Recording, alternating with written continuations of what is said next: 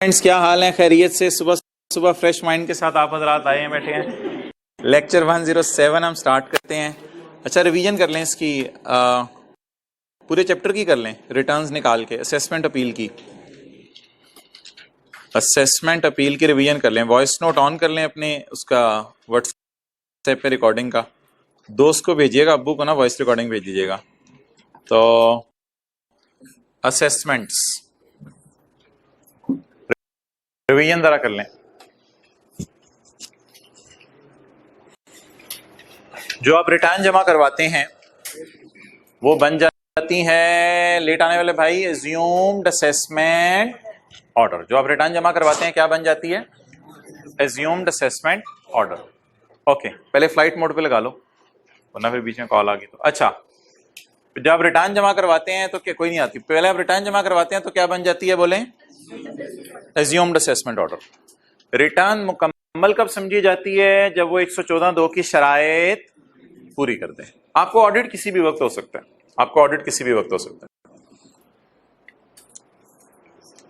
Return जब आप जमा कराएंगे तो सिस्टम को यह हक है कि 6 महीने में ऑटोमेटेड तरीके से 4 चीजें सही कर दे। अगर सिस्टम 6 महीने में ऑटोमेटेड तरीके से चीजें सही ना कर पाया तो सिस्टम अब चीजें सही नहीं कर सकता। नेक्स्ट, जब सिस्टम चीजें सही करेगा आपको नोटिस आएगा, और जैसे ही आपको नोटिस आएगा तो आपने उसको रिस्पॉन्ड करना है। अगर रिस्पॉन्ड ना किया आपने तो 30 दिन के अंदर अंदर अगर आपका रिस्पॉन्स ना गया तो सिस्टम ऑटोमेटिकली सारी गलतियां आपकी सही कर देगा। और जब सिस्टम ने सारी सेटिंग कर दी तो आपकी एज्यूम्ड असेसमेंट वाली रिटर्न सही मानी जाएगी, तो समझा जाएगा आपकी रिटर्न एज्यूम असेस हो गई है। Okay, point 3। अच्छा, आए आप तो आगे बैठते हैं, बल्कि इधर बैठते हैं। हाँ बैठे। अच्छा, अगर रिटर्न आपकी नामुकम्मल है शहजादे, अगर आपकी रिटर्न नामुकम्मल है तो कमिश्नर आपको याद है नोटिस देगा। साल खत्म होने के बाद 180 दिन में आपको नोटिस दे सकते हैं। फिर आपको रिटर्न में जो कमी है वो पूरी जमा करवानी पड़ेगी, और अगर जमा करवा दी तो रिटर्न क्या समझ ली जाएगी? मुकम्मल। सेक्शन 121, 4 जुर्म में 4, उनकी एक ही सजा है। अगर आपने 12 महीने की रिटर्न मांगी आपसे और आपने नहीं जमा करवाई, अगर 12 महीने वाली रिटर्न मांगी और नहीं जमा करवाई, नॉन रेजिडेंटशिप ओनर के तौर पे रिटर्न जमा नहीं करवाई, वेल्थ स्टेटमेंट जमा करवाना भूल गए, या ऑडिट शुरू हुआ रिकॉर्ड दिखाने से इनकार कर दिया, तो आपकी क्या कर दी जाएगी?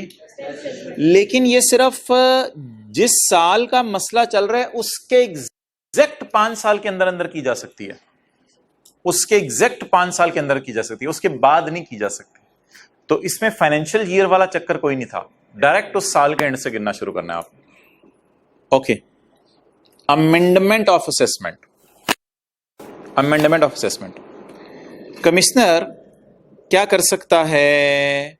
कमिश्नर अगर आप जमा करवा दें रिटर्न तो कमिश्नर को अगर कोई शिकायत लगा दे आपकी, या कमिश्नर खुद ऑडिट करके आपकी 3 गलतियां पकड़ ले, तो कमिश्नर एज्यूम्ड वाली असेसमेंट को अमेंड कर सकता है।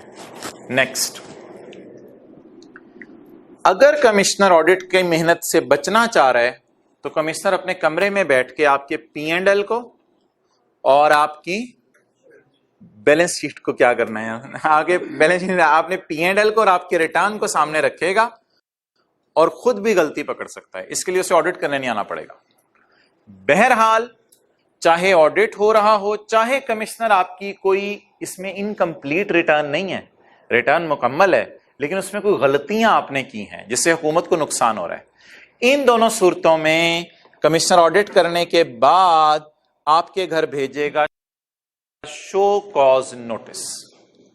पूरे चैप्टर में सिर्फ एक जगह शो कॉज नोटिस भेजता है कमिश्नर सिर्फ एक जगह शो कॉज नोटिस भेजता है, दैट इज इन पॉइंट 9। और 122 के अलावा कहीं कमिश्नर शो कॉज नोटिस नहीं भेजता।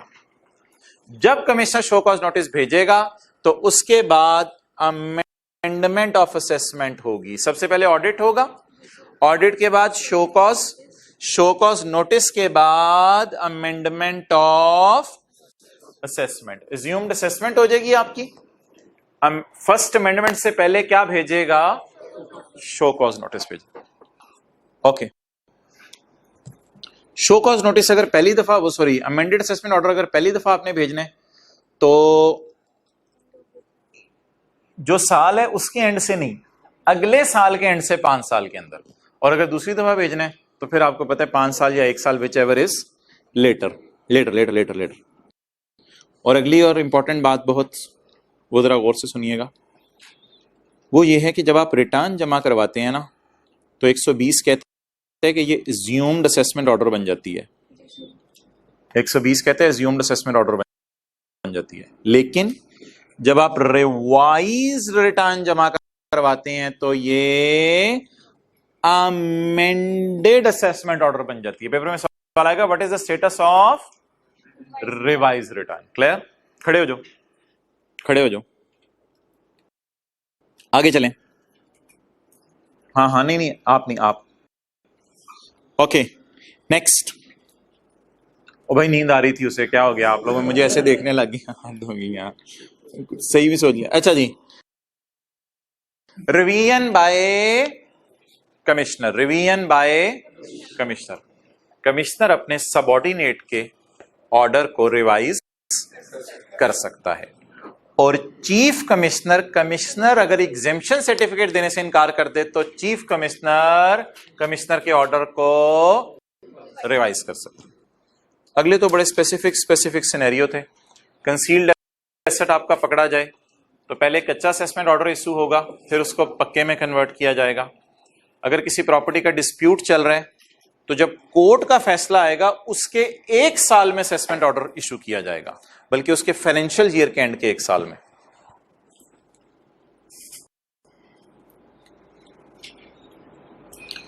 एक 122 में आपके घर अमेंडेड असेसमेंट ऑर्डर आ जाता है और साथ डिमांड नोटिस स्टेपल होके आ जाता है। इससे पहले शो कॉज नोटिस आता है, इससे पहले शो कॉज नोटिस आता है। ऑडिट शुरू होता है, शो कॉज नोटिस आता है। ऑडिट घूरना, show cause notice barking, amended assessment order means काटना। आप कमिश्नर अपील के पास 6-7 सूरतों में जा सकते हैं। कमिश्नर अपील के पास कमिश्नर के असेसमेंट ऑर्डर के साथ आए हुए डिमांड नोटिस के सर्व होने के 30 दिन में आप कमिश्नर अपील के पास जा सकते हैं, और अदर केसेस में ऑर्डर के 30 दिन में। कमिश्नर अपील के पास जब आप चले जाएं तो अब अगली बातें गौर से सुननी है। कमिश्नर अपील के पास जब आप चले जाएं तो कमिश्नर अपील ने अपना फैसला सुनाना है 120 दिन में। कमिश्नर अपील ने फैसला सुनाना है 120 दिन में, यानी अगर 1 जनवरी है तो जनवरी, फरवरी, मार्च, अप्रैल तक कमिश्नर अपील ने फैसला सुना देना।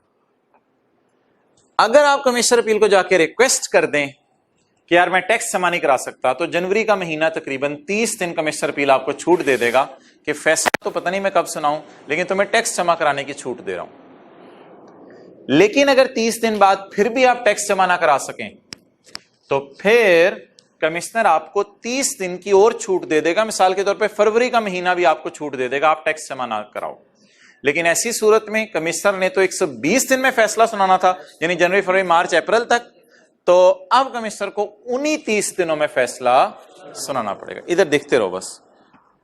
ओके, कमिश्नर अपील के पास अब न्यू ग्राउंड भी जमा करवा सकते हैं जो पहले जमा ना करवाया हो, और ऐसा एविडेंस जो कमिश्नर को नहीं दिखाया था, कारपेट वाली बात, वो कमिश्नर अपील को भी जमा नहीं करवा सकते अनलेस कि कमिश्नर अपील इजाजत दे दे। इसका नाम रखें एपलेट ऑर्डर या कोर्ट ऑर्डर। क्या नाम रखें इसका? एपलेट ऑर्डर या कोर्ट ऑर्डर। कमिश्नर अपील क्या फैसला सुनाता है? कंफर्म, मॉडिफाई और कैंसल। ये कमिश्नर अपील 3 फैसले सुनाता है। कंफर्म मींस आप मारे गए, जो कमिश्नर ने कहा है वही कमिश्नर अपील का फैसला आ गया। ओके, और कमिश्नर अपील इसको बढ़ा भी सकता है असेसमेंट को।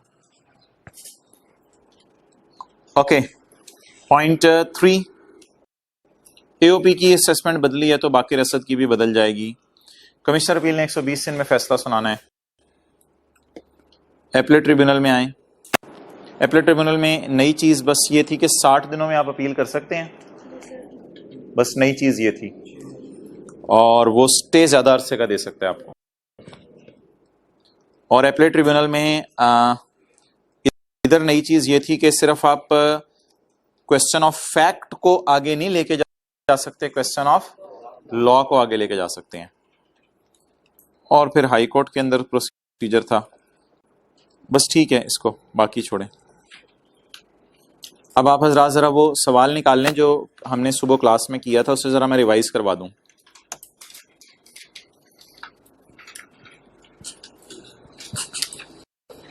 अब वो सवाल करने का मजा आएगा।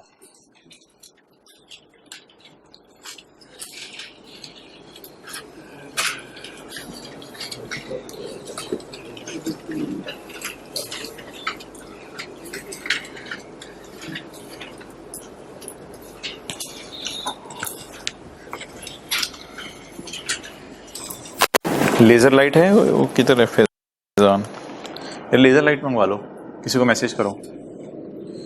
अच्छा, प्रिंसिपल साहब को ना कर देना। ऑन 2 जुलाई 2019 रुबीना बाजी को शो कॉज नोटिस आया। याद रखिएगा, शो कॉज नोटिस के बाद अमेंडेड असेसमेंट ऑर्डर आता है। शो कॉज नोटिस पूरे चैप्टर में कमिश्नर सिर्फ एक जगह इशू करता है, 122 के 9 में। शो कॉज नोटिस आया। Show cause notice is barking and amended assessment order is biting and audit is Ghurna.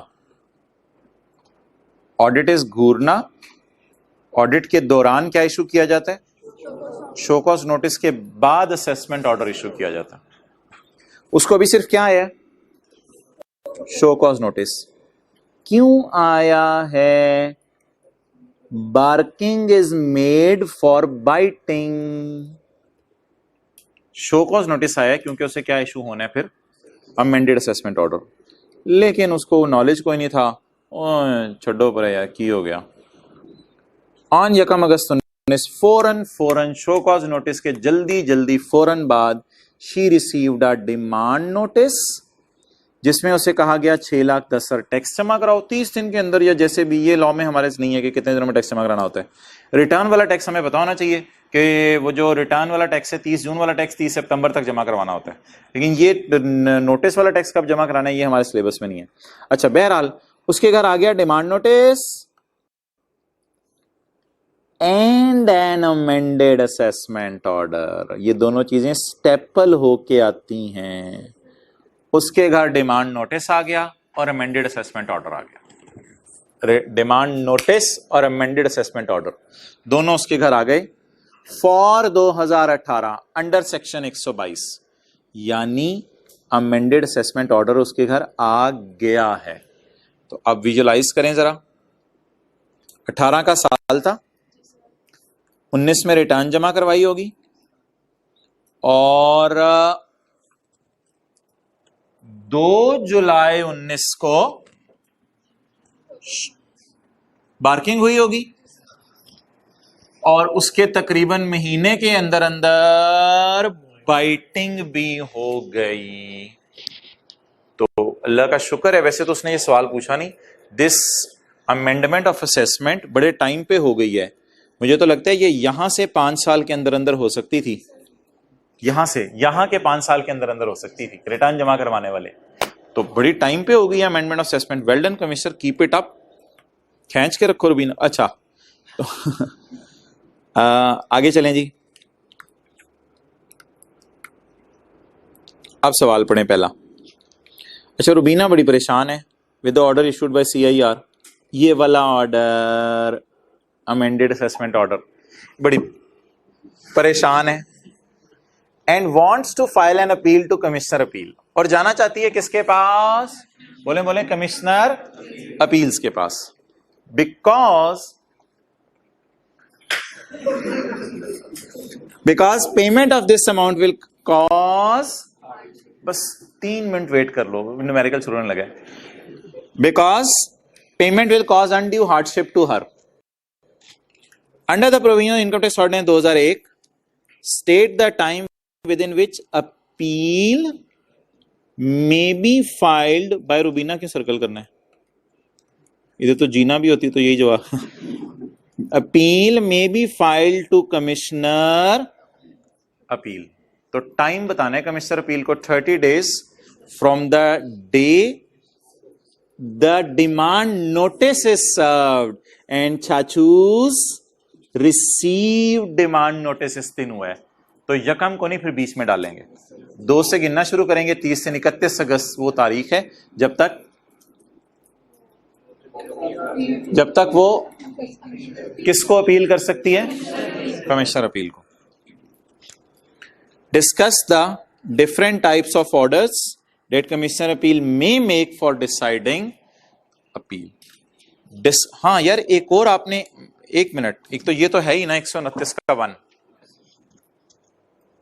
While deciding appeal commissioner appeal may pass following orders, confirm, modify और cancel. इसमें ये भी लिखाइएगा, increase वाला भी लिखाइएगा, बेशक increase भी कर सकता है अगर अपॉर्चुनिटी ऑफ शो कॉज दे दे।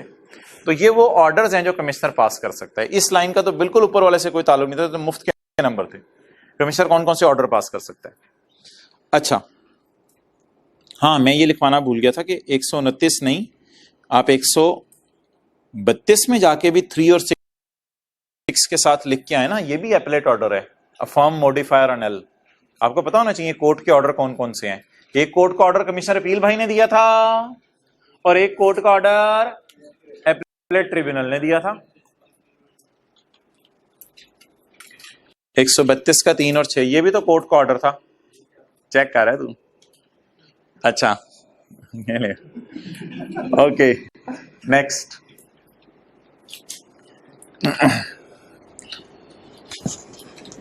Explain the actions. क्या कमिश्नर अपील ने सड़क पे खड़े होकर एक्शन करने हैं? Explain the actions commissioner appeal में टेक।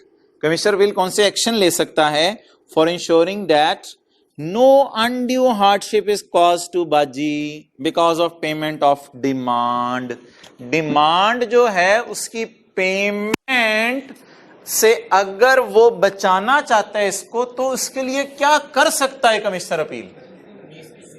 30 दिन का stay they they.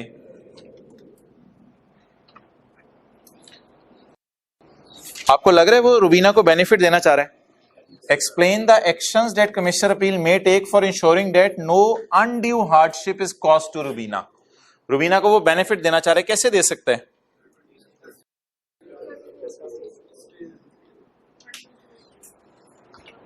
If Commissioner Appeal thinks that tax recovery shall cause undue hardship, he may या she may? He may। Commissioner appeal ने देना है रुबीना को। She may। He may stay recovery up to 30 days। तो वो stay कर देगा।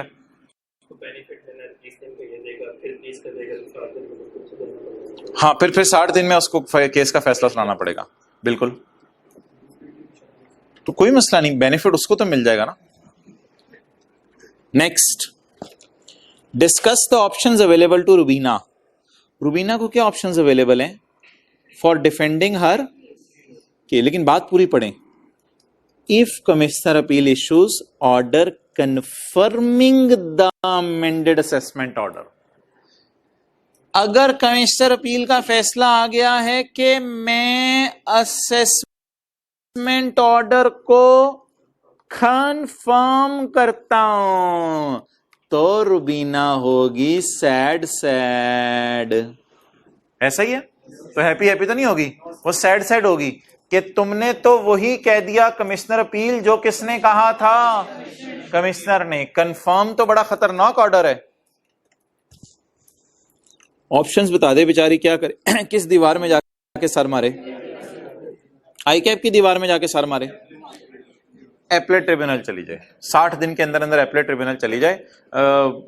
लिख दीजिएगा वेरीफाइड इन प्रेस्क्राइब्ड मैनर और वो, लेकिन कम से कम ये जरूर लिखिएगा 60 दिन में कमिश्नर अपील के फैसले के खिलाफ she can go to appellate tribunal.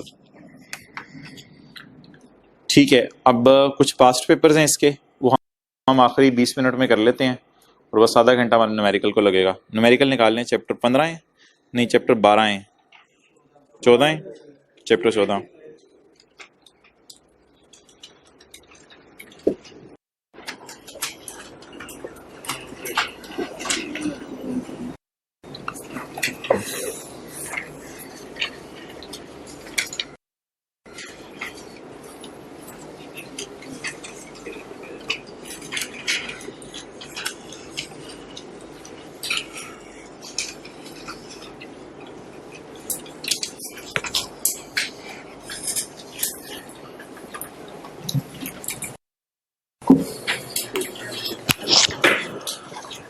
अच्छा, आपने कुछ न्यूमेरिकल्स किए हुए हैं सेल से चलते हुए चैप्टर 19 में, आप लोगों को खोलने की ज़रूरत नहीं, मैं आपको याद कराता हूँ।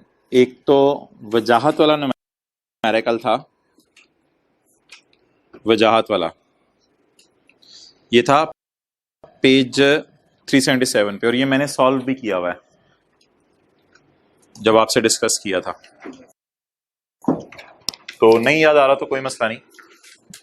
वजाहत ने ट्यूशन सेंटर शुरू किया था तो इस सवाल में प्रॉफिट गिवन नहीं था, तो ये थी वजाहत की सेल। अब इंट्रो की क्लास जहन में लाएं, सेल में से उसकी जाती तनख्वाह तो माइनस नहीं हो सकती, ये तो बिजनेस का खर्चा नहीं है। सेल से चलते हुए क्या असूल है, अलाउड खर्चे माइनस करने, तो सेल में से हमने माइनस कर दी थी उसके फ्रेंड की तनख्वाह, क्योंकि वो बिजनेस का हेल्प कर रहा है उसकी। सेल में से उसके ट्रेवलिंग के खर्चे हमने माइनस कर दिए थे, सेल में से उसके कंप्यूटर की डेप्रिसिएशन माइनस कर दी थी, और सेल में से मिसलेनियस खर्चे भी माइनस कर दिए। तो सेल से चलने का रूल क्या है, एक्सपेंसेस अलाउड को क्या कर दें, माइनस कर दें। Hello any trader the sole proprietors engage in, ये लॉसेस के चैप्टर में सवाल है और पेज है किताब का 295। लगता है एसी तोपों का रुख सही रखा हुआ है एसी ने, कभी कोई इधर जा रहा है कभी उधर जा रहा है। Hello any trader the sole proprietors engage in the business of buying and selling of maize and wheat. मेरे ख्याल से सवाल खत्म करते हैं, एग्रीकल्चर इनकम एग्जाम्प्ट होगी सारी।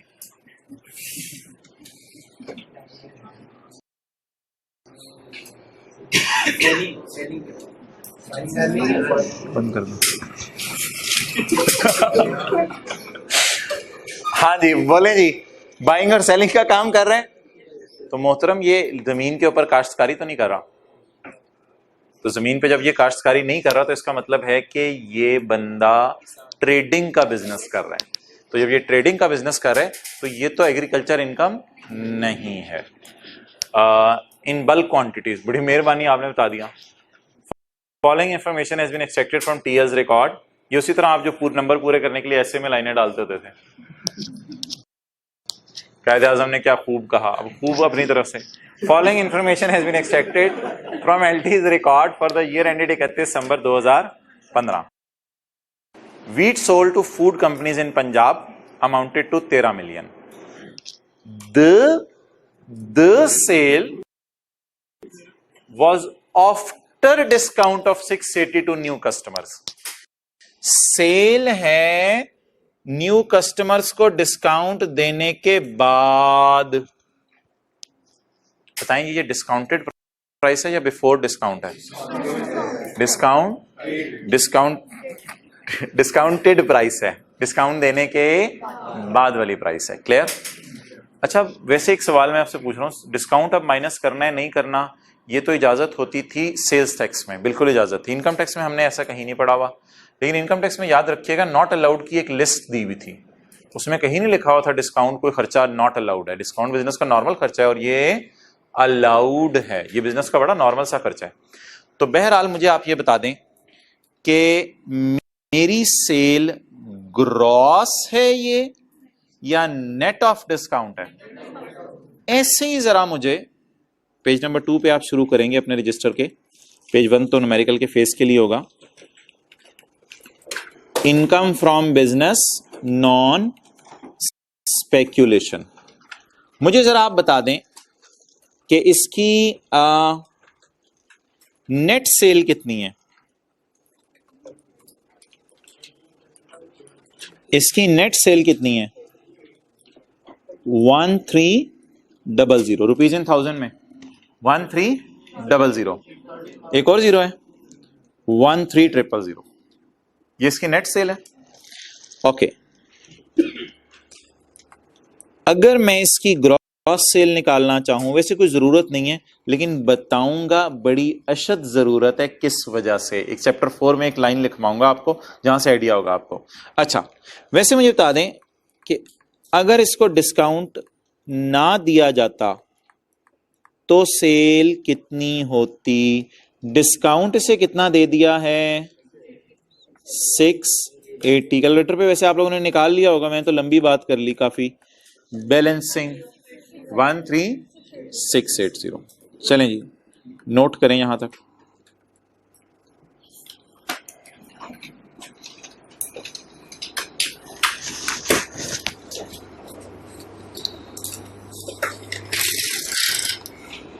जबरदस्त है यार।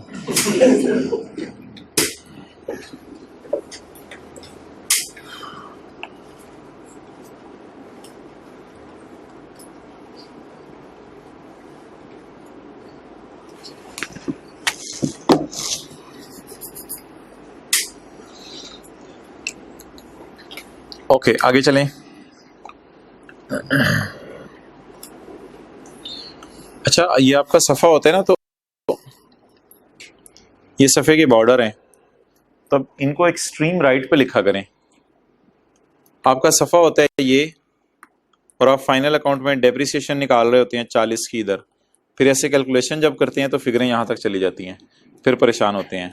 तो ये सफ़े के इस बॉर्डर पे आप फिगर्स लिखा करें और इस बॉर्डर के ऊपर सफ़े के जो है वो नरेशन लिखा करें। चेक करें ज़रा साथ वाले का रजिस्टर कि जिसने सफ़े में यहाँ फिगर्स लिखी हुई हैं और ये जगह खाली है। रजिस्टर मुझे हाईलाइट करके बताएं। ये दिखाओ दिखाओ दिखाओ दिखाओ दिखाओ दिखाओ दिखाओ दिखाओ दिखाओ। यार क्या कर रहे हैं? तो इतना बड़ा हो गया। देखें जी ये रजिस्टर, खुदा का खौफ कर, ये देखें।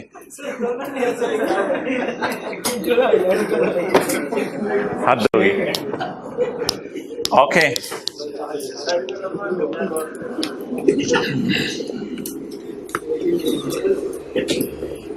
अच्छा, अब उसे या तो कॉस्ट ऑफ सेल दे देनी चाहिए या जीपी दे देना चाहिए। उसे या तो कॉस्ट ऑफ सेल दे देनी चाहिए या जीपी दे देना चाहिए, क्योंकि हमने भी कुछ आगे चलाना है। The GP margin was 25%। Margin होता ही वैसे सेल पे है। The GP margin was 25% on gross sale. On, इसलिए ग्रॉस सेल निकालनी पड़नी थी। जब GP margin is 25% on gross sale. Okay,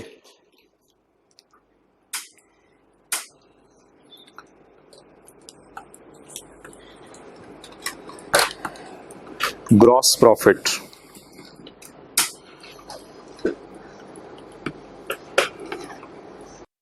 margin का फॉर्मूला लगाना है तो सेल को 100 लेंगे, जगा लेंगे। सेल को 100 लेंगे, सेल को 100 लेंगे और 100 पे कितना? पंजी, तो फिर कॉस्ट 75। तो 13,000 को नहीं लेना क्योंकि ये नेट है। वो कहते हैं किस पे लगाना है मार्जिन? 13,000। FR1 जहन में लाएं। 13,680 तो सेल है, हमें चाहिए जीपी। 75 करके कॉस्ट में निकल सकती है। क्या आ गया जी? 3420।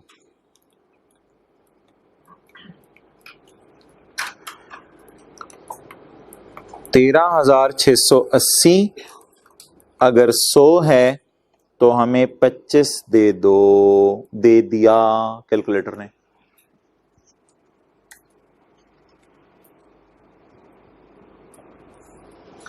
Well, we are really enjoying.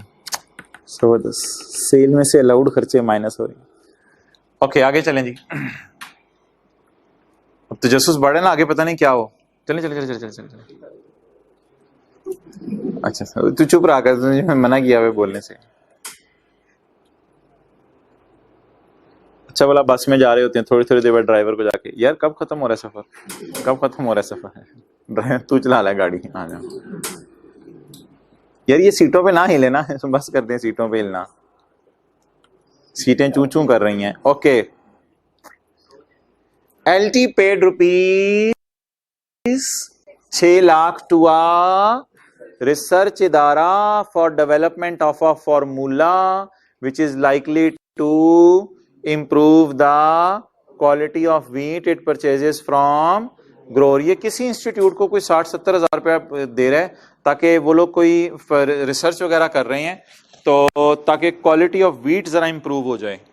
तो रिसर्च पाकिस्तान में हुई होगी कहीं, ये तो नहीं लिखा हुआ बेल्जियम में हुई है या जर्मनी में हुई है, तो कहाँ हुई होगी? तो रिसर्च बिजनेस का नॉर्मल खर्चा है, और सेक्शन 21 में कहीं नॉट अलाउड की लिस्ट में भी नहीं था, तो इट इज अ नॉर्मल खर्चा। तो सेल से चलते हुए अलाउड खर्चे क्या करने हैं? माइनस करने हैं। अच्छा, कॉस्ट ऑफ सेल यार आपका दिल चाह रहा था निकालनी है, निकाल लें, वो आपकी मर्जी है, कॉस्ट ऑफ सेल निकालनी थी।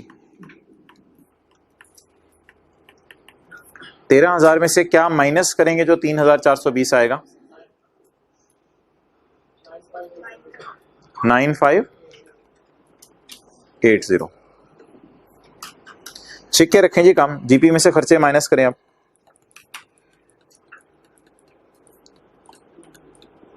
एक्सपेंसेस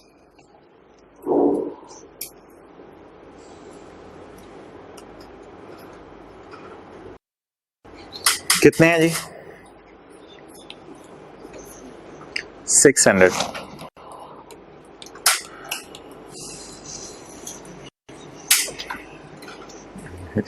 चेंज कर ले यार। इन अगस्त 15 LT साइंड अ फ्यूचर देखा देखा लग रहा है, हमारे इलाके का है, सुना सुना नहीं लग रहा है। ME for LT ME for purchase of 500 metric ton of maize, देखा देखा लग रहा है। यही असल में 2 लाइनें उठा के उस चैप्टर में डाल दी थी 3 और 4 जब स्पेकुलेशन पढ़ा रहे थे। तो in August 2015 LT signed a future contract with ME for purchase of 500 metric ton of maize for 15,800 per metric ton. तो LT ने कौन सा मुआहिदा किया है? आज ME की हम बात नहीं करेंगे क्योंकि LT का न्यूमेरिकल सॉल्व करें, उस दिन तो कॉन्सेप्ट दिया जा रहा था, LT ME दोनों की बात हुई थी। तो मुआहिदा किसका कर लिया जी? पर शुक्र है ये 2 एडजस्टमेंट्स हमने की हुई हैं, बाकी कोई लॉस की एडजस्टमेंट रह जानी है, आसान आसान सा सवाल है, मुकम्मल है। तो for the purchase of 500 metric ton of maize at 15,800 per metric ton, और आपको पता है ये वाली प्राइस लॉक हो जाती है, अगली प्राइस मार्केट पर डिपेंडेंट होती है, वही मुआहिदे में लिखा होगा। The delivery was expected in October, ME purchase, इसका मतलब है LT ने सेल कर दिया, ये तो उल्टा दिया आपने ट्रांजैक्शन। तो the entire lot at a price prevailing on the date of, वो डेट ऑफ सेल किसी को नहीं पता उस दिन क्या प्राइस होगी। तो अगली लाइन वही लिखी हुई थी, इन अक्टूबर 15 प्राइस इंक्रीज टू 18,000 वहां लिखा होता आसानी के लिए, यहां 18,240 है, 18,240 पर मेट्रिक टन। यहां तक आप नोट कर लें। इसकी वर्किंग नंबर 3 कर लेते हैं। वर्किंग 2 तो हमने अभी छोड़ दी नहीं है क्योंकि वर्किंग 2 में इनकम फ्रॉम बिजनेस स्पेकुलेशन निकालेंगे। वर्किंग 3 करते हैं, जनरल एंट्रीज रिवाइज कर लेते हैं, लेकिन वर्किंग 1 के नीचे 2-3 लाइनें छोड़ दें, बस वर्किंग 1 के नीचे 2-3 लाइनें छोड़ दें और आ जाएं वर्किंग 2 में। वर्किंग 2 के लिए आप छोड़ दें 5-6 लाइनें। Okay, let's come on working 3। General entry जरा मुझे रिवाइज करवा दें स्पेक्यूलेशन की, अगर आपको याद हो LT की बुक्स में। LT परचेज जी,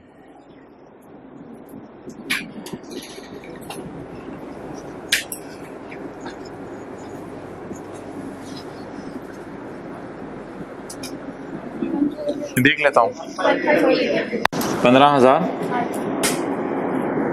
अभी रुपीज में जाने दें, कोई नहीं जाने दें रुपीज में।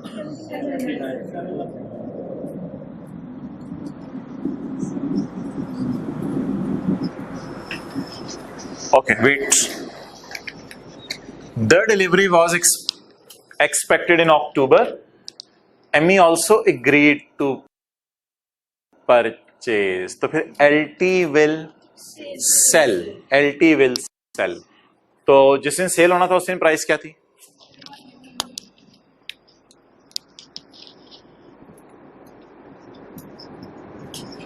जी into rupees 18240. ये सारा वही कैलकुलेशन है उस दिन वाली 9120 okay.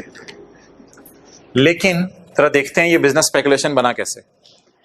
In October 15 price of maize increase to इतने and LT sold the lot without buying. LT sold without, तो मैंने कहा था ना सेल होगी ना परचेज होगी, बल्कि नेट एक दूसरे को क्या दे देंगे? पैसे दे देंगे। नोट कर लो, वही वाली मिसाल है जो हमने क्लास में की थी।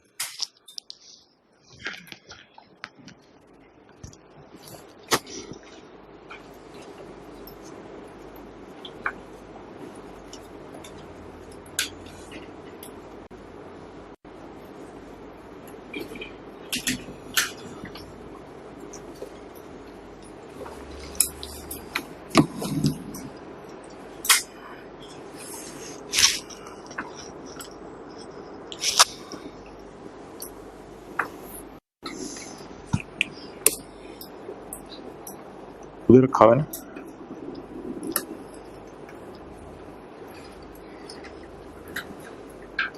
आ जाओ इधर।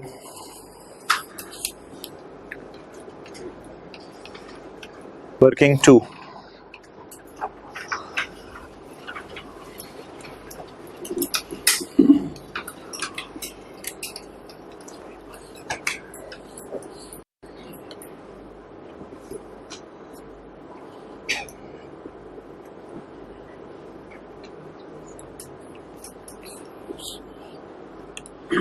क्या क्या क्या कह रहे हो?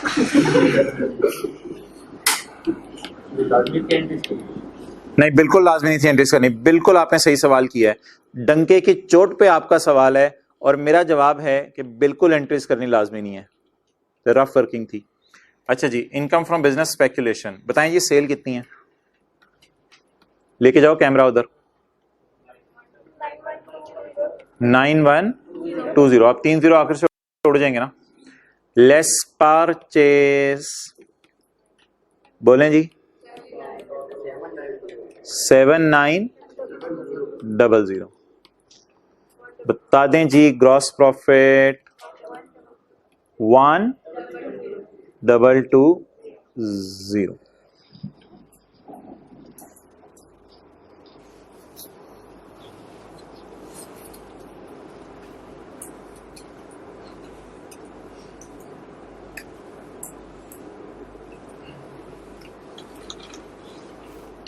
जी हजरात, दीवार खड़ी कर दी हमने। ओके, आगे चलें जी। LT incurred expenditure of 25,000 in respect of above future contract। LT ने ऊपर वाले फ्यूचर कॉन्ट्रैक्ट के लिए 25,000 का खर्चा किया है।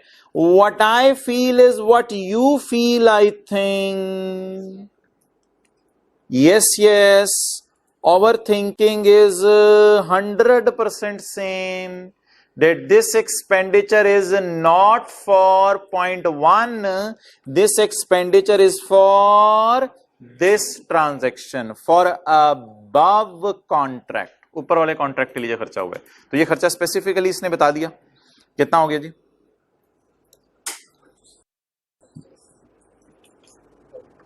लेस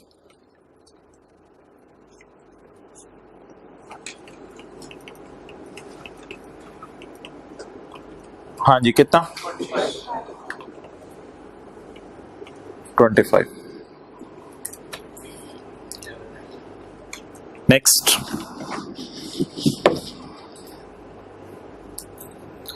अच्छा, ये भी ऐसे ही था, ये वाला इसके लिए था वाई। असल में ना ये जो फिजिकली चीजें बाय कर रहे हैं ना, एक से लेके अगलों को दे रहे हैं, उसमें फॉर्मूला डेवलप हो रहा है। तो ये खर्चा स्पेसिफिकली .1 के लिए था, और ये वाला खर्चा स्पेसिफिकली .3 और 4 के लिए था। Okay, admin selling and distribution expenses business के होते हैं, जाहिर बात है, amounted to 25 lakh. Admin selling expenses business के कितने हैं हजरात? 25 लाख। अब जरा आप मुझे बता दें, ये जो एडमिन सेलिंग है, लाइन के अंदर से क्यों पढ़े हैं, ये जो एडमिन सेलिंग एक्सपेंसेस हैं 25 लाख के, इनको कहां माइनस करें?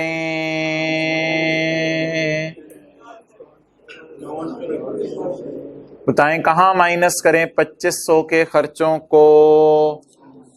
2500 को यहां माइनस कर दें या यहां माइनस कर दें, या तोड़ तोड़ के दो हिस्से करके माइनस कर दें? नॉन स्पेकुलेशन में माइनस कर दें वाले हाथ खड़ा करें। अच्छा, बोल रहे थे हाथ नहीं खड़ा कर रहे। स्पेकुलेशन में करने वाले हाथ खड़ा करें, तोड़ के दो हिस्से करने वालों में हाथ खड़े करें। अच्छा मेरे भाई, आप पता है क्या समझे बैठे हैं? आप ये समझे बैठे हैं कि ये कोई फारग सा ही कारोबार है, इसके लिए ना कोई बंदे बंदे चाहिए होते हैं, ना कोई दफ्तर चाहिए होता है, ना कोई थॉट प्रोवोकिंग एक्सपर्ट्स चाहिए होते हैं जिनको हम तनख्वाहें देते हों, ना स्पेकुलेशन बिजनेस ट्रांजैक्शन करने से पहले हमको अखबार में इश्तिहार दस्तूर देते हैं। बस ऐसे ही टरखाऊ अप्रोच है, कोई जाके किसी बंदे से जहाज से मिल लेते हैं, करके आ जाते हैं। It is not so, it is not so. If a business is investing so much money in this business, इकाई दहाई सैकड़ा हजार 10 लाख 10 लाख तकरीबन 80 लाख, तो 80 लाख के करीब अगर आप लगा रहे हैं और इस बिजनेस से आपको फायदा या नुकसान आना है, तो याद रखिएगा स्पेकुलेशन बिजनेस के लिए बंदे भी रखे जाते हैं, अखबारों में इश्तिहार भी जाते हैं ट्रांजैक्शन करने से पहले। जिस बंदे से ट्रांजैक्शन करना हमें सूट करे, हम उस बंदे से ट्रांजैक्शन भी करते हैं। और जो बंदे स्पेकुलेशन बिजनेस के लिए हमने अपने दफ्तर में बिठाए होते हैं, उनके दफ्तरों में एसी भी चले होते हैं। तो ये बिजनेस का खर्चा ऐसा है जिसको दोनों में तकसीम किया करेंगे, इसको तोड़ेंगे और तोड़ के दोनों में तकसीम करेंगे। और अल्लाह का शुक्र है, आई के अपने भी मार्च 16 में भी ऐसा ही किया था और उसके बाद भी ऐसा ही करता रहे। तो इस खर्चे को आप तोड़ेंगे और तोड़ के दोनों में तकसीम करेंगे, क्योंकि इसमें खास तौर पे नहीं लिखा हुआ कौन सा खर्चा किसके लिए है। और ये काम आप हजरात ने चैप्टर 4 में किया हुआ है। चैप्टर 4 में ये एक सवाल था हमारा शुरू वाले दिनों में जब आए थे, 5वें 6वां दिन था, साथ साथ चैप्टर 4 याद हो रहा था, लुट मची हुई थी। रेजिडेंट की डेफिनेशन, नॉन रेजिडेंट की डेफिनेशन लिख लिख के सफे लाल हो रहे थे। ओके, तो मिस्टर रियाज चौधरी वाला सवाल था जिसमें सेल में से सैलरियां दी हुई थी और ये जो खर्चे हैं इनके बारे में नहीं बताया हुआ था किसके लिए हैं। इनको हमने तोड़ के 1500 और 3500 दो हिस्से कर दिए थे। ओके, तो इसी तरह इस खर्चे को तोड़ना है, इसके तोड़ के दो हिस्से करने हैं, लेकिन सेल ग्रॉस लेनी है, नेट नहीं लेनी है। पोर्शन करते हुए खर्चे को पकड़ना है और ग्रॉस सेल लेनी है। पेज नंबर 40 हमें यह कहता है ग्रॉस सेल लेनी है, डिस्काउंट के बाद नहीं, ग्रॉस सेल लेनी है और ग्रॉस सेल लेके अपोर्शनमेंट करनी है, तो नेट सेल नहीं। ये कौन सा रूल था? Apportionment of deduction. सादा से वो जिस तरह सेल्स टैक्स में अपोर्शनमेंट करते थे, तो खर्चों को तोड़ के दो हिस्से करने हैं ग्रॉस सेल्स की बुनियाद पे, और expenditure that is incurred for a class shall be allocated to that class and any common shall be allocated according to following formula। तो आ क्लास का कौन सा खर्चा है? ये वाला जिससे मैं करने लगा हूं स्काई ब्लू से highlight, an expenditure incurred for a class shall be allocated to that class. An expenditure incurred for a class shall be allocated to that class. जो जिस हेड का खर्चा है वो उसी में से माइनस होगा. हाँ, any common expenditure will be A portion. Common expenditure को अपोर्शन करेंगे और अपोर्शन करके तोड़ के दोनों में से माइनस करेंगे on the basis of sales. अच्छा, इसमें एक लाइन जो मैंने यहां काटी है वो आपको एक चीज भूल गई होगी, वो आपको जरा मैं दिखा दूं. चैप्टर 19 में एक काम किया था, कमर वाला सवाल किया था.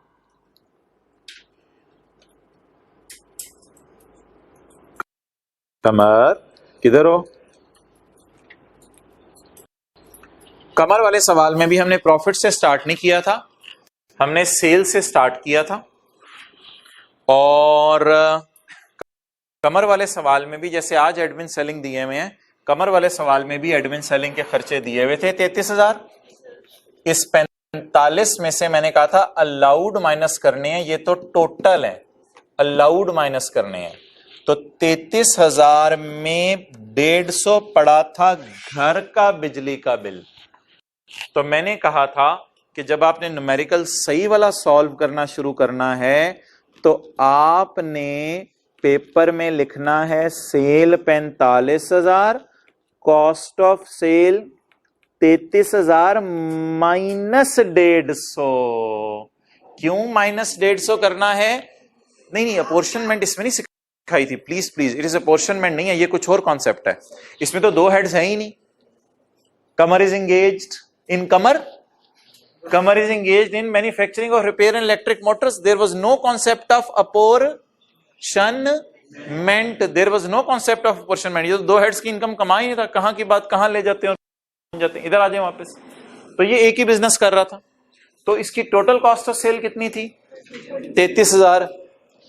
Following expenses are included in cost of sale. घर के बिजली के बिल, ये आप लोगों की आंखों के सामने ही लिखा था, नॉट अलाउड. तो 33,000 टोटल खर्चा था, इसमें से नॉट अलाउड माइनस कर दें तो बाकी अलाउड खर्चे आ जाएंगे. तो ये काम एक दफा क्लास में पहले भी किया हुआ है. अब इसी तरह का काम जो है वो आप देखें इस सवाल के अंदर होने लगा. तू जा ये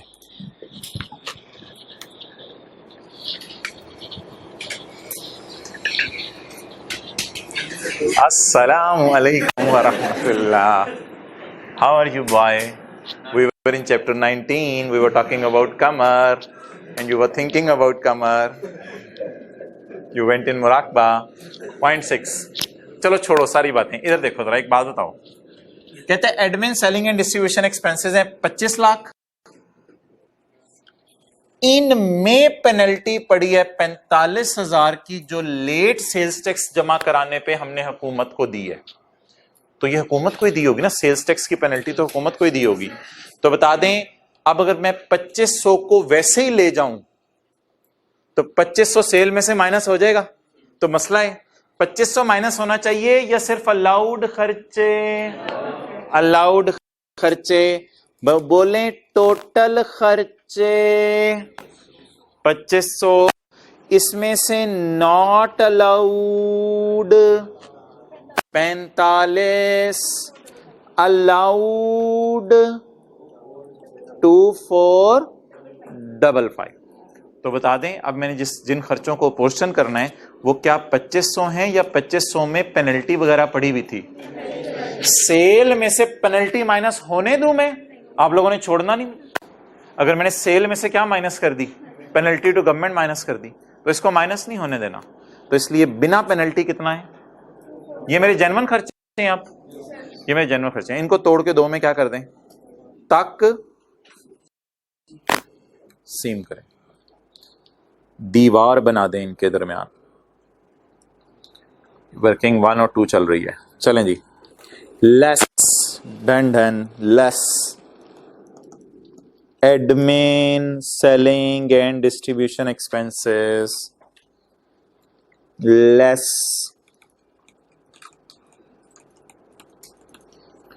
पकड़ें जी. तकसीम किस पे करना है? जिस तरह सेल से एग्जेम्प्ट सेल और टैक्सेबल सेल पे जैसे करते थे, वैसे आज हमारी 2 सेल्स हैं। तो खर्चा पकड़े 2455, तोड़े 130 जमा 9120 मल्टीप्लाइड बाय 13680 1473। क्लियर? तोड़ दिया, एक और दफा तोड़ें 2455। क्या करें यार, फल फूल मंगवाने पड़ेंगे, आप लोग फ्रेश हो जाए जरा। इनटू डिवाइडेड बाय ना ये बोतल शोतल बिसी ये बर्गर से तो सही वाली चीजें करना नहीं यार, सही वाली चीजें खा लिया करें। नहीं सीरियसली, फल खाए हुए अरसा हो गया, फल खाया कर, नहीं खाते होंगे वैसे आप डेली मेरे ख्याल से। 2455 यानी कि जेब में पैसे होते हैं तो खुबानी खरीदने की बजाय आप जो है वो लेस खरीद रहे होते हैं। 9120 मल्टीप्लाइड बाय 9120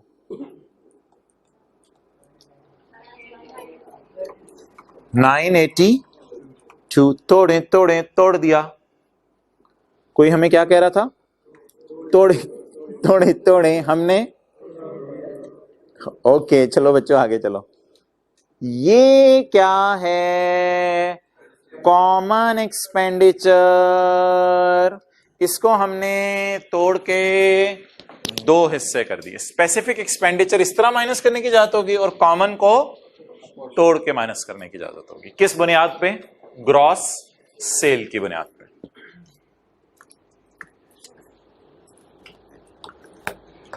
कर दें आज टोटल, देखी जाएगी।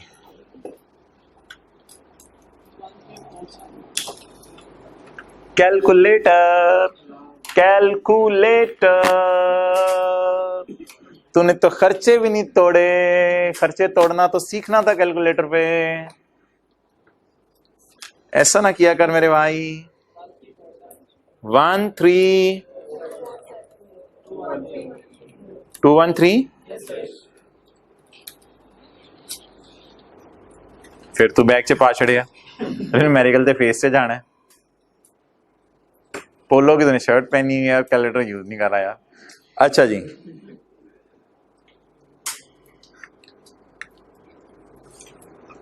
चलें जी, फाइनली जी ये हजरात, ये हमारी जो है वो इनकम निकल आई है। कोई हल्का सा रंग नहीं मिल रहा। चलें, ये जी हमारी इनकम फ्रॉम बिजनेस है नॉन स्पेकुलेशन, और ये हमारी इनकम फ्रॉम बिजनेस है स्पेकुलेशन।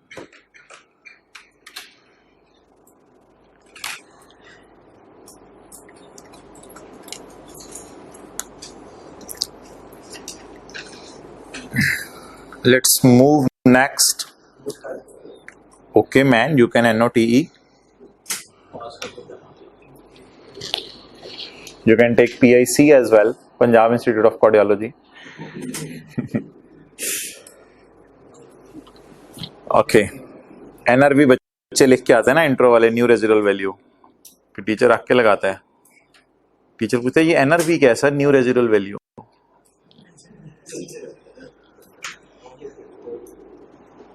अच्छा चलें जी, आगे चलें।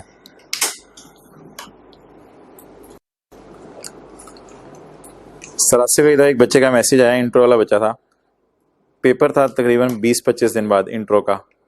सर क्रेडिट सेल की एंट्री क्या है? वो तेरी है। चलें छोड़ें अब। सरासे पढ़ाते थे ना स्कैन्स में, अकाउंटिंग पढ़ाते थे। ओके चलें। पॉइंट वी डबल आई, पढ़ें जी।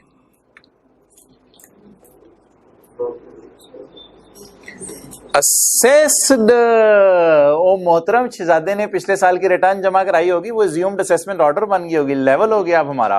अब तो हम चीजों को और एंगल से पढ़ते हैं ना।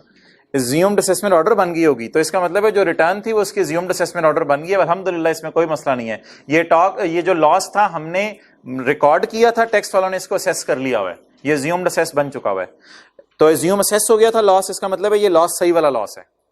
Loss brought forward from previous year, 2015 का लॉस है, शुक्र है पुराना लॉस नहीं है, 2015 का लॉस है, तो इसको माइनस कर लेंगे बिल्कुल। पिछले साल का लॉस है, ये तो income from business non speculation का है, और ये इनकम फ्रॉम बिजनेस स्पेकुलेशन का है, और ये इनकम फ्रॉम कैपिटल गेन का लॉस है। अब प्लानिंग कर लेते हैं हमने, क्योंकि कैपिटल गेन इनकम इस, अच्छा एक बात याद रखें, करंट ईयर में लॉस नहीं आया,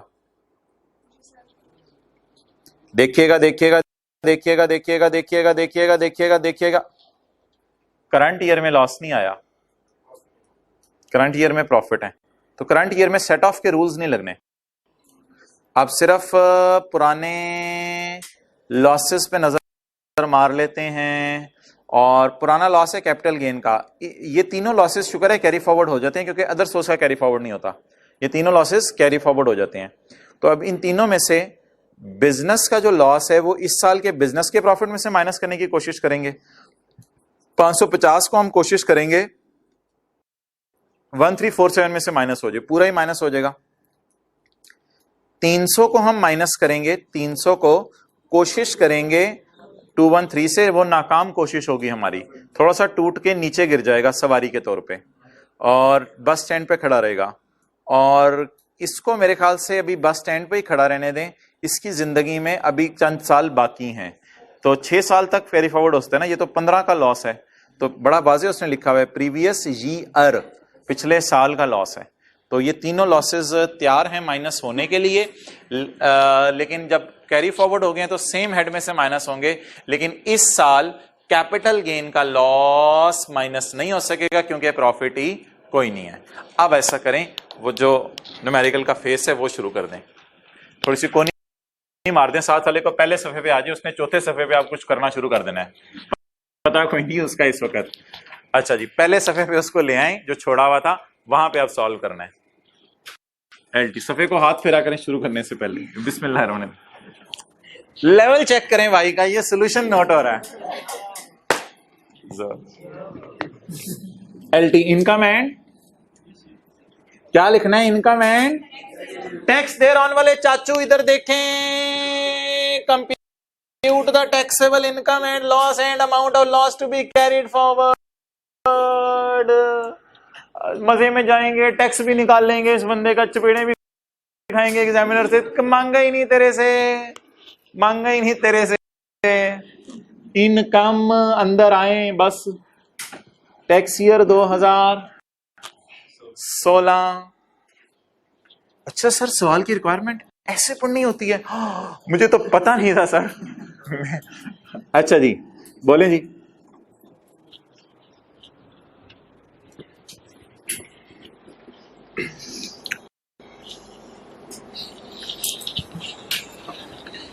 बड़ा मजा आने जब आपने अगले हफ्ते जो है किसी ने टाइम निकाल के आना है न्यूमेरिकल्स के लिए, तो शुगर लगेंगे इधर। ओके, ये करंट ईयर के प्रॉफिट्स हैं, ठीक है, ये करंट ईयर के प्रॉफिट्स हैं, इनको इस्तेमाल करेंगे पुराने साल के लॉसेस माइनस करने के लिए। इनकम फ्रॉम बिजनेस बोलें जी, नॉन स्पेकुलेशन करंट ईयर की कितनी है, 137, इसको इस्तेमाल कर लें। Brought forward loss, income from business non speculation कितना है, 550, जवाब 797। Clear. Income from business speculation बताएं करंट ईयर की, 213। नॉन स्पेकुलेशन तो ये थी ना, इसको इस्तेमाल करें पुराने साल का लॉस माइनस करने के लिए, कितना, 300। प्रॉफिट कितने, 213 less income from business speculation brought forward loss 0 और carry forward income from business speculation 87। बस ठीक है, इसको खत्म करें। 797 टैक्सेबल इनकम, टैक्स निकालने की जरूरत नहीं। और कैरी ये बस स्टैंड है, जहां क्लोज कर बसों को रवाना करें, बस स्टैंड है। इनकम फ्रॉम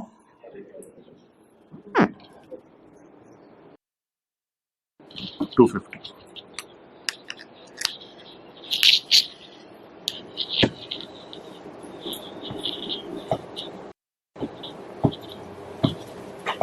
रोते गए हैं पर मजा बड़ा आया है।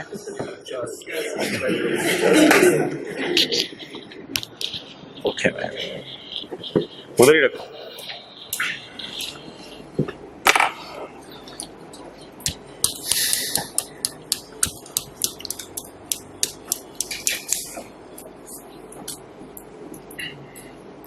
ये डीप डाउन जाके आप टेक्स्ट का व्यू ले रहे हैं या बर्ड्स आई व्यू ले रहे हैं अभी? ठीक।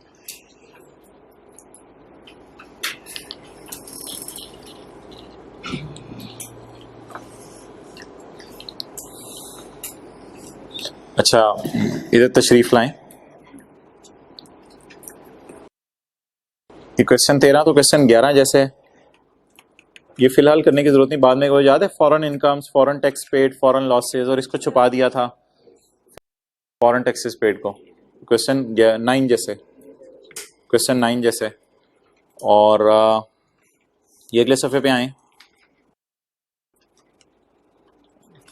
और ये ना, ये संडे को ना होमवर्क कर लीजिएगा टाइम निकाल के। ये क्वेश्चन 12 जैसे जो भी किया है। हाँ अच्छा, तो ये ट्रेडिंग, इसमें तो कुछ है ही नहीं सवाल में, ये तो 2-3 मिनट की गेम है। ट्रेडिंग बिजनेस की सेल है और जीपी है, स्पेकुलेशन की सेल है और जीपी है। खुद ही सब कुछ दे दिया, खुद ही सब कुछ दे दिया। टोटल एडमिन खर्चे हैं, टोटल आई कैप सीधा हो गया वैसे, अब लिखता है टोटल, टोटल एडमिन खर्चे हैं, तोड़ के 2 हिस्से कर देंगे, लेकिन इनमें कोई पेनल्टी वगैरह। और लॉस है कोई पुराना, और स्पेकुलेशन का भी, और कैपिटल लॉस है। लेकिन ये 2008 का साल है और 2 का लॉस है। कोशिश करेंगे माइनस करने की, अगर ना हो सका तो डेड हो जाएगा, क्योंकि 9 में माइनस नहीं हो सकता। 3, 4, 5, 6, 7, 8 तक 2 का लॉस माइनस हो सकता है, 8 के बाद नहीं हो सकता। और ऊपर कैपिटल गेन इनकम ही कोई नहीं है ऊपर कैपिटल। तो ये थोड़ा सा ना आई कैप ने सिर्फ ट्विस्ट डाला है, बाकी सवाल में जान कोई नहीं है। पिछले सवाल में ही जान थी, ये बेजान सा सवाल है। तो आई कैप इज रिपीटिंग, देख रहे हैं ये सवाल रिपीट कर रहा है, ये सवाल रिपीट कर रहा है, रिपीटिंग द पैटर्न, इक्का दुक्का लाइन नहीं डाल के। ओके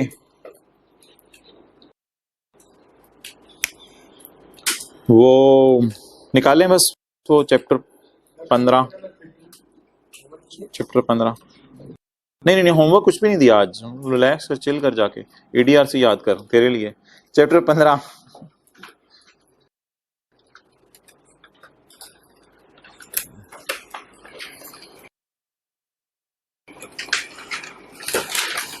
अच्छा, ये मैं ब्लू लगा के आया हूं टिक, बस अब आप लोग करते रहें सवाल।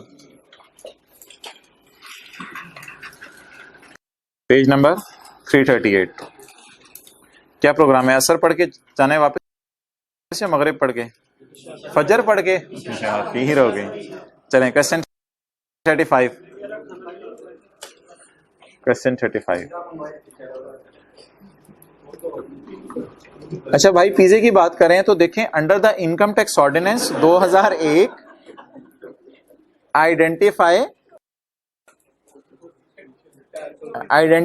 4 situations under which appeal may be filed with the,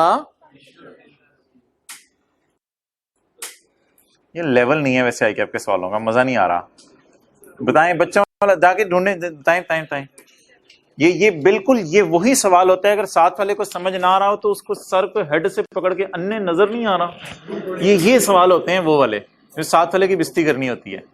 ये कमिश्नर अपील को बताएं किन सिचुएशंस में अपील कर सकते हैं। 129 127 का 1 127 का 1।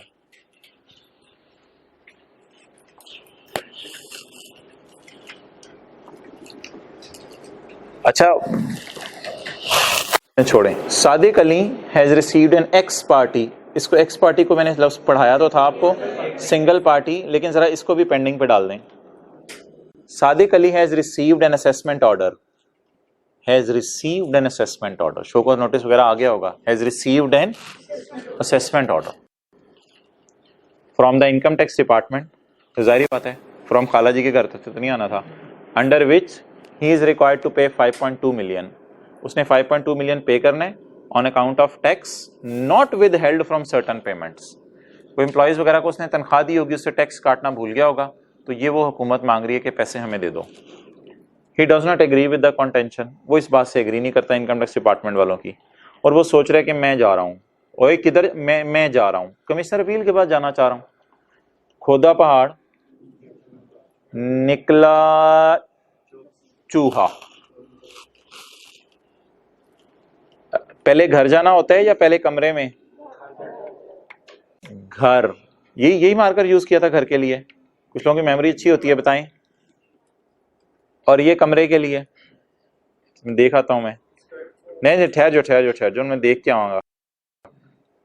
ये सरकम, हाँ बिल्कुल सही है, मुझे याद है, तुम्हें याद हो कि ना याद हो। हाँ जी, कमिश्नर अपील को अपील करने का प्रोसीजर, ऊपर कुछ और लिखा हुआ था, नीचे सवाल ये था, कमिश्नर अपील को अपील करने का प्रोसीजर बताएं जी।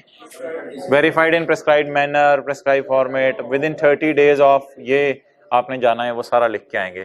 लेकिन यार ये सादिक है तो इंडिविजुअल वाले फीस लिख के आएंगे, और अगेंस्ट एन असेसमेंट ऑर्डर जा रहे हैं तो 30 दिन from the date of demand notice वाली बात लिख के आएंगे। तो 127 का 3 है, ये 127 का 3 बन रहा है ना।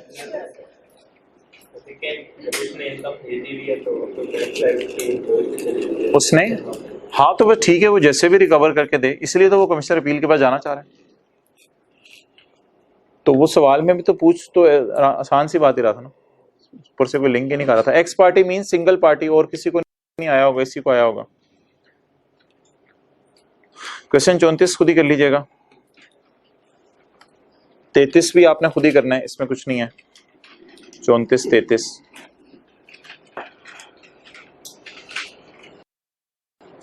आ जाए जी। 25 में पहले जरा 24 पढ़ें, पहले जरा 24 पढ़ें, 25 को रहने दें अभी।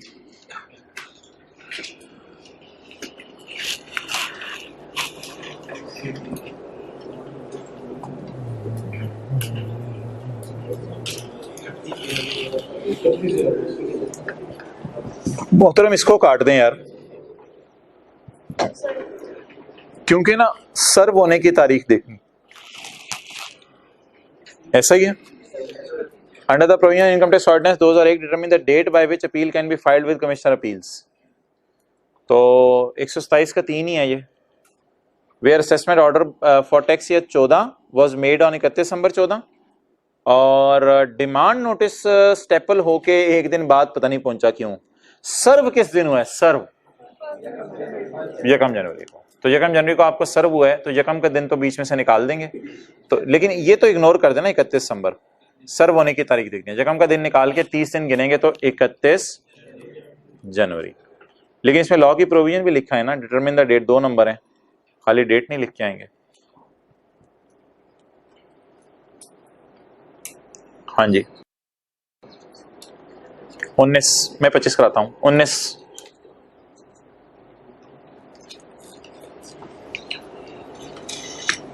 जुबैदा का ना 12 साल का तजर्बा है शादियां कराने का। What is you smiling at? I'm talking about question. Zubaida Baji is operating as a business as a wedding event planner. तो टेंट टुंट लगाना, कुर्सियां मंगवाना शंगवाना, दुल्हन दुल्हा तो माशाल्लाह 12 साल का तजर्बा है बाजी का। She had filed her complete return, और रिटर्न भी अपना जुबैदा मुकम्मल जमा करवाती है for tax year 2007। Well done Zubaida आपा, आपने तो खीर कर दी। लोग 30 सितंबर तक रिटर्न जमा कराते हैं, आपको इतनी जल्दी थी, आपने 20 अगस्त निकल। लेवल है मेरा, 12 साल का तजर्बा है मेरा। ओके, ऑन यकम सितंबर 12 जुबैदा के लिए एक बम फटा। ऑन यकम सितंबर 12 कमिश्नर आड़े हाथों ले लिया उसके कमिश्नर ने। कमिश्नर सर्वडा, या नोटिस जो कमिश्नर सर्व करता है वो पूरे लॉ में एक ही जगह करता है, 122 का 9, क्योंकि उसके बाद कमिश्नर ने अमेंडमेंट ऑफ असेसमेंट करनी होती है। तो शो कॉज नोटिस एक ही जगह सर्व करता है commissioner. Requiring her to explain, जिसमें उससे पूछा गया है कि कुछ पैसे हैं जुबैदा जो उसके अकाउंट में नजर आ रहे हैं, बिलावल की बख्तावर की शादी के ऊपर वो पैसे आए थे तुम्हें, वो तुम्हारे अकाउंट में नजर आ रहे हैं। जुबैदा इज अनसर्टन, जुबैदा एकदम अनसर्टन सी हो गई as to whether CIR is empowered to issue such a notice after a lapse of so many years। और पागल होश के नाखून ले, जुबैदा को हमने कहा तमीज से, और पागल होश के नाखून ले, खुदा का खौफ कर, 12 साल तजर्बे मेरे शादियां कराने का, तू इतनी पुरानी बातें मेरे से कर रहा है। हमने कहा उस तजर्बे से फर्क नहीं पड़ता, जरा हमें चेक कर लेने दे शो कॉज नोटिस के बाद होना क्या, आप बता दें। अमेंडमेंट ऑफ असेसमेंट, तो शो कॉज नोटिस का ऐसा सेक्शन तो कोई नहीं है, और शो कॉज नोटिस की लिमिट भी कोई नहीं है, लेकिन इसके बाद क्या होना होता है, अमेंडमेंट ऑफ असेसमेंट। तो पूरा सेक्शन 122 ही एक ऐसा सेक्शन है जिसमें अमेंडमेंट ऑफ असेसमेंट होती है। अब आप मुझे बता दें, अब जुबानी गिने, अब वो बातें छोड़ दें। 30 जून 7 के साल की रिटर्न 30 जून 8 में जमा करवाई, तो 30 जून 8 से गिनना शुरू करेंगे, 30 जून 8 से, from the end of the financial year. ये मैं आपको कौन सा सेक्शन यहां करवाने लगा हूं, 122 के 9 का तो शो कॉज नोटिस आया ना, असल में इसका जवाब है 122 का 2। तो जुबैदा को हमने बताना है कि नोटिस वैलिड है या नहीं।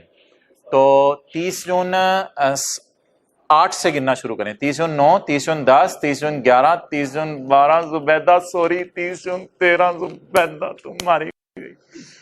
तो जुबैदा बाजी को आप बता दें कि commissioner is justified in issuing the above notice.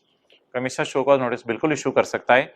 यकम सितंबर 12 को शो कॉज नोटिस इसने इशू कर दिया है, चंद दिन में इंशाल्लाह आप घर पहुंचे, amended assessment order demand notice आपके पास आ जाना है, तो बिल्कुल कमिश्नर कर सकते हैं, कोई हरज नहीं। अभी 5 साल नहीं गुजरे, लेकिन ये बात तब याद आनी थी जब वो मेरी बात आपको याद हो कि शो कॉज नोटिस पूरे चैप्टर में कमिश्नर एक जगह भेजता है, सिर्फ सेक्शन 122 में। और शो कॉज नोटिस के बाद क्या आता है, अमेंडेड असेसमेंट ऑर्डर। उसमें पहले आप लॉ की प्रोविजन लिख के आओगे, फिर कंक्लूजन लिख के आओगे। चलें आगे, बलू बलू आ जाए question 9। Question 9, one of your client, आप अपना लेवल चेक करें। वन ऑफ योर क्लाइंट, काफी सारे क्लाइंट्स हैं ना आपके, उनमें से एक आपके पास आया है, उसको भी नोटिस आ गया है जिसमें उससे क्या मांगा जा रहा है, टैक्स मांगा जा रहा है in respect of an order issued by, commissioner ने कोई ऑर्डर इशू किया और टैक्स मांग रहा है, against which your client intends to file an appeal before, उसका इरादा कि अपील ट्रिब्यूनल में जाके अपील करे। You are required to explain the provisions in law regarding stay of demand by appellate tribunal. Stay of demand by appellate tribunal, जल्दी जल्दी जल्दी मुझे पहले आप घर आइडेंटिफाई करके दें, अपीलेट ट्रिब्यूनल, और उसमें कमरा आइडेंटिफाई करके दें, स्टे ऑफ डिमांड जाके ढूंढें। 135 का नहीं, 131 का 5, काफी 4-5 लाइनें लिखी हुई हैं। स्टे ऑफ डिमांड, डिमांड क्या होता है, टैक्स। स्टे, स्टे रोक देना। स्टे का लफ्ज तो एक ही चीज के लिए यूज करते थे हम, कि पैसे वो लेना चाह रहे हैं लेकिन रुके, तो स्टे का लफ्ज ना ये बड़ा इंपॉर्टेंट, स्टे के लफ्ज से पता चला है बस, और कोई हिंट नहीं था ऐसा। क्वेश्चन 25, लास्ट क्वेश्चन आज का। इसके बाद याद करिएगा, सेल्स टैक्स में जाना है 1-2 मिनट के लिए, याद जरूर करा दीजिएगा। क्वेश्चन 25, मारूफ नहीं, वो मारूफ जो Maroof filed is return of income for tax year 2015 और 30 सितंबर 15। सारे अच्छे बच्चे हमें मिलते हैं, कितना अच्छा बच्चा है। On 15 August 16 he received a show cause notice, उसको शो कॉज नोटिस मिला है बार्किंग फॉर बाइटिंग, उसे बार्किंग शो कॉज नोटिस मिला है फॉर बाइटिंग, क्योंकि उसकी क्या होनी है फिर, अमेंडमेंट ऑफ असेसमेंट होनी है। शो कॉज नोटिस के बाद क्या होनी है, अमेंडमेंट किस चीज की होनी है, amendment of assessment of order issued on self assessment basis, assumed assessment, assumed assessment, self assessment नया नाम इसने रख दिया, हमने क्या नाम रखा हुआ था, assumed assessment. Self assessment means assumed assessment. तो कहते हैं मेरी एज्यूम्ड असेसमेंट ने अमेंड होना है। खोदा पहाड़ निकला चूहा, circumstances under which an assessment order assumed is issued on self assessment basis, ये जरा पढ़िएगा, एक minute, an assessment order may be amended, और कौन सा assessment order, assumed is issued वाला, assumed is issued वाला may be amended। इसके क्या बताने हैं, सर्कमस्टांसेस बता दो, एज्यूम्ड असेसमेंट ऑर्डर कब अमेंड हो सकता है, 122 का 5 और 5A, ऑडिट या प्रेजुडिशियल टू इंटरेस्ट ऑफ, ये बड़ा मशहूर जुमाना सवाल है, बहुत ज्यादा पूछता।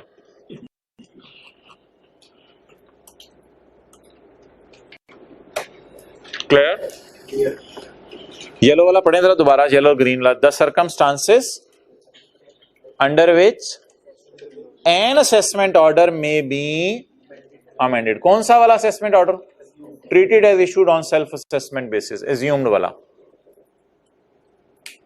तो 122 का 5 और 5A। अच्छा, एक अजीब सा सवाल पूछ रहा हूं, आप पेपर कब नहीं दे सकते, जब आप 3 घंटे के बाद जाएं। अजीब सा सवाल है, जवाब समझ आ गया। आप पेपर आईकैप में जाके कब नहीं दे सकते, अगर आप 3 घंटे के बाद जाएं। अब अगले सवाल को चैलेंज लेना है,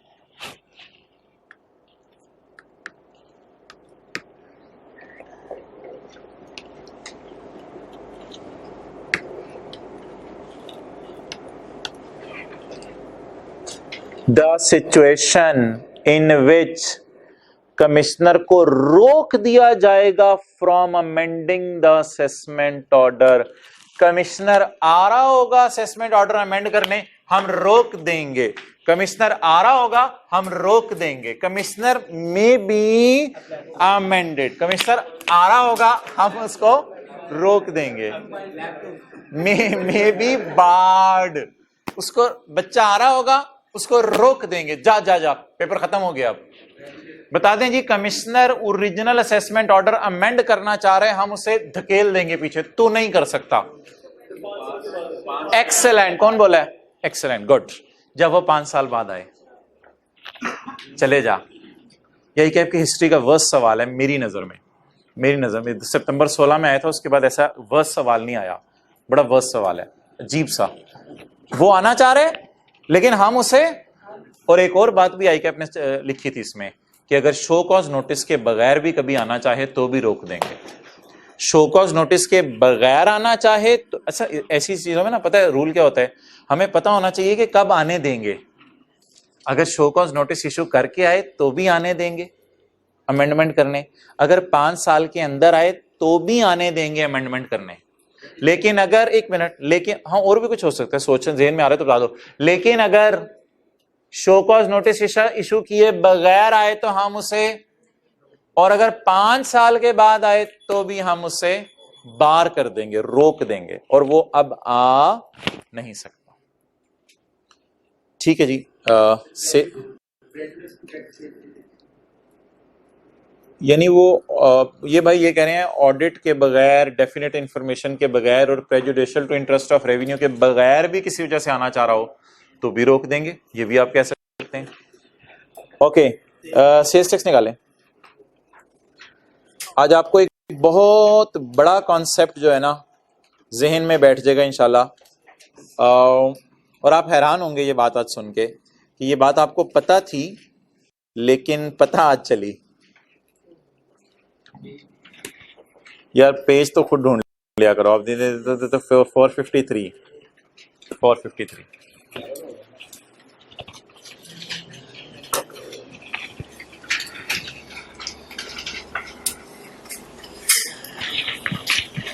आप देखें ये वाली साइड खाली है आपकी किताब में, देखें जरा साथ वाले की किताब में ये वाली साइड खाली खाली लग रही है ना।